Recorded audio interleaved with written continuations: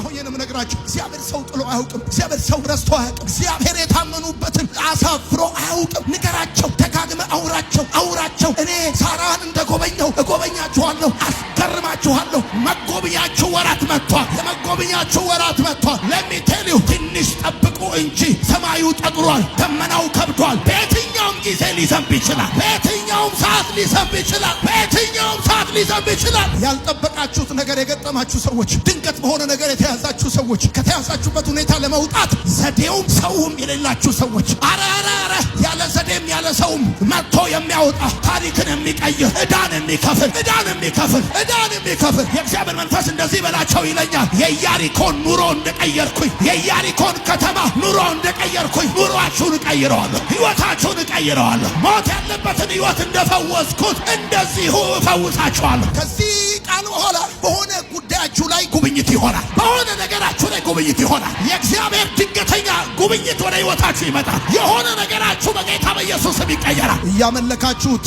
እየተከተላችሁት፣ እያመናችሁት ታድነኛለህ እያላችሁት የተደፋችሁ ሰዎች፣ ከአቅማችሁ በላይ የሆነ ነገር የገጠማችሁ ሰዎች፣ በከባድ ሁኔታ ውስጥ እያለፋችሁ ያላችሁ ሰዎች፣ አረ እግዚአብሔር አይጥልም፣ አረ እግዚአብሔር አይረሳም፣ አረ እግዚአብሔር አይረሳም፣ እግዚአብሔር አይጥልም፣ እግዚአብሔር አይረሳም። እግዚአብሔር መጎብኘትን ይጎበኛችኋል። እግዚአብሔር መጎብኘትን ይጎበኛችኋል። ጓደኞቻችሁ የት ሄደው ነው? ቤተሰቦቻችሁ የረዳችኋቸው ሰዎች የት ሄደው ነው? በእንደዚህ አይነት አስጨናቂ ሁኔታ ውስጥ የገባሁት የምትሉ ሰዎች፣ እንዴት እንደዚህ አይነት ሁኔታ ውስጥ ልትገቡ እንደቻላችሁ ጥያቄ የሆነባችሁ ሰዎች፣ እግዚአብሔር ስለምን ዝም አለው? ለቅድም ነግሬያችኋል። እግዚአብሔር አደራረጉ ልዩ። ዝም ሲላችሁ ቀጥሎ ሊያወራችሁ የፈለገው ሐሳብ ሲኖረው ወዳጆች፣ ናቺ ሴት ያላት ለእግዚአብሔር መናገር ነው። ለማን ትናገረዋለች? ይሄን ጉዳይ ብትናገርስ ማን ይሰማታል? ማን ያምናታል? እግዚአብሔር ጋር ከመናገር በስተቀር ምን አማራጭ? ነብዩ ጋር ሄደችው እንደነገርኳችሁ ብር አለው ብላ አይደለም፣ እምነት አለኝ ብላ ነው ብያችሁ ወዳጆች። አረ እግዚአብሔር አይጥልም፣ እግዚአብሔር አይረሳም። እግዚአብሔር እንኳን ሰው እንኳን የታመነበትን ሰው እንኳን ዘመኑን የሰጠው ሰው እንኳን ይችን ዓለም ንቆ እሱን የተከተለውን ሰው እምነቱን በስራ ፍቅሩም በድካም ተስፋውን በጽናት የጠበቀን ሰው አይደለም እግዚአብሔር እንስሳንም አይረሳም። እናንተ